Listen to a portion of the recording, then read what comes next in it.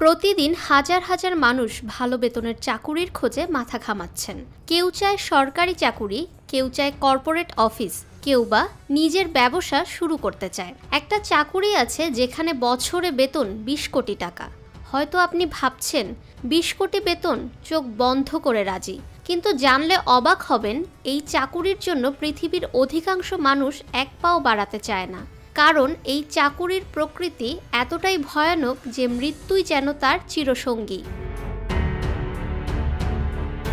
এমন কিছু গোপন গবেষণাগার বা মিলিটারি টেস্টিং ইউনিট রয়েছে যেখানে হাই স্পিড গাড়ি, হেলিকপ্টার, এমনকি এক্সপেরিমেন্টাল অস্ত্রও পরীক্ষামূলকভাবে ধ্বংস করা হয়। এইসব এক্সপেরিমেন্টে কোনো ক্ষেত্রে আজও রোবট নয়, মানুষকেই ব্যবহার করা হয়। তাদের কাজ সেই ভয়ঙ্কর সংঘর্ষ বা বিস্ফোরণের ঠিক মাঝখানে থেকে তথ্য সংগ্রহ করা। শরীর কতটা চাপ নিতে পারে, কোন অঙ্গ কিভাবে প্রতিক্রিয়া জানায়, বডি আর্ম কতটা কার্যকর তা পরীক্ষা করা হয়।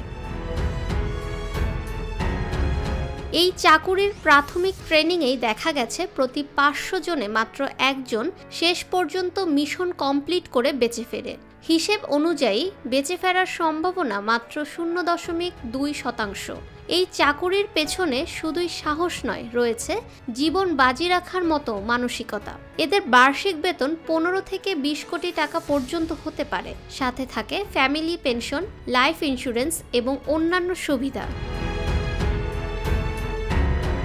বেশিরভাগ লোকজন শুরুর দিকেই বুঝে যায় এ কোনো চাকুরি নয়, এটা এক ধরনের আত্মঘাতী মিশন। টাকা যতই থাকুক, জীবন তো একটাই। অনেকে ট্রেনিং শুরু করেই হারিয়ে যায়, কেউ কেউ মানসিকভাবে ভেঙে পড়ে। এই পেশার মানুষদের পরিচয় সাধারণত প্রকাশ করা হয় না, এমনকি তাদের পরিবারের সাথেও নন ডিসক্লোজার এগ্রিমেন্ট সাইন করানো হয়। কারণ এইসব মিশন অনেক সময় রাষ্ট্রীয় গোপন প্রকল্পের অংশ হয়ে থাকে।